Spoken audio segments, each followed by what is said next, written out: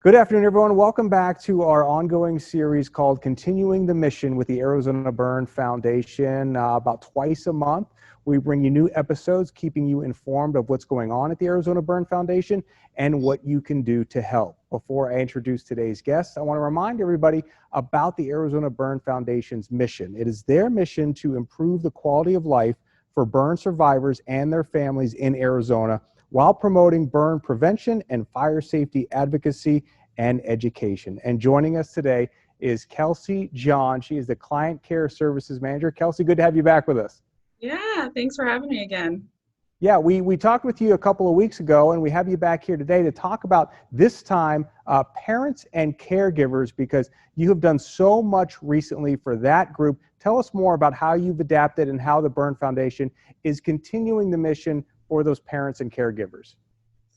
Yeah, so we held a kind of parent and caregiver support group. We did this virtually through Zoom, and we know that our parents and caregivers, they go through a different hospital stay than their loved one in the burn center, and they need support as well. They have various feelings, concerns, fears, worries, just a whole bunch of different feelings that they need some place to sort of express and sort of talk through. So we wanted to offer some time for them to start processing through some of those feelings and start trying to figure out, just kind of what they need to do and how they can do it, and connect with some other parents and caregivers who have been in the same exact situation. So we did this online virtual support group for them to be able to connect with others, share their feelings, and get some advice and some help. Yeah, and much like all of us now, we've adapted to this world of virtual meetings, Zoom meetings, and you're doing it now for the parents and the caregivers. And one of the silver linings you were telling me about was that a lot of parents out there who've been through this have been looking for an outlet, right, to give back, to offer their support, offer their advice, right? That's something that you've found is coming out in these virtual sessions.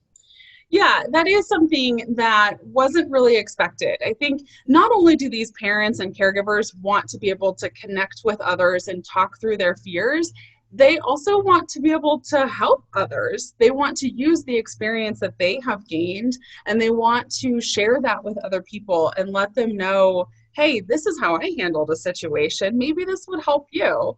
So one of those conversations just sort of happened when talking about, how to ask for help and how to get the help that you actually need. And parents talking about, neighbors dropping off food and they end up with fridges full of casseroles that they don't really need. Right. So the parents were able to sort of share with each other and say, hey, you know what?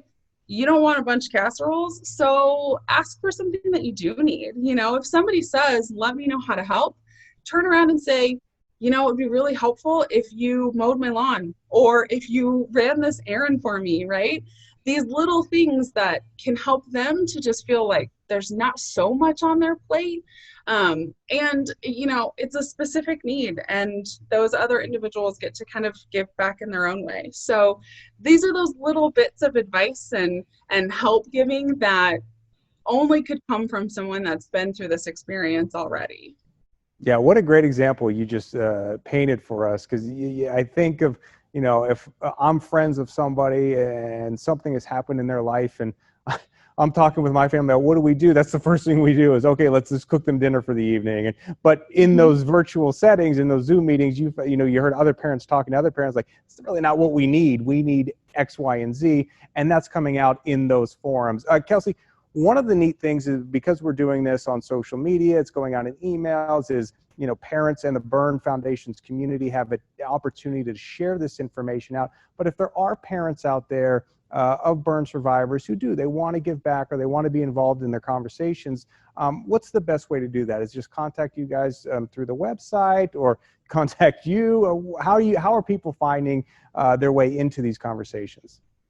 Yeah, so we actually set up a Zoom link and send that out to parents, caregivers, people that we already have on our list. But if you're interested in joining us and being a part of this group, you can email us at programs@azburn.org, and we'll make sure that we send out the Zoom link and send out reminders so that you can always stay connected with us.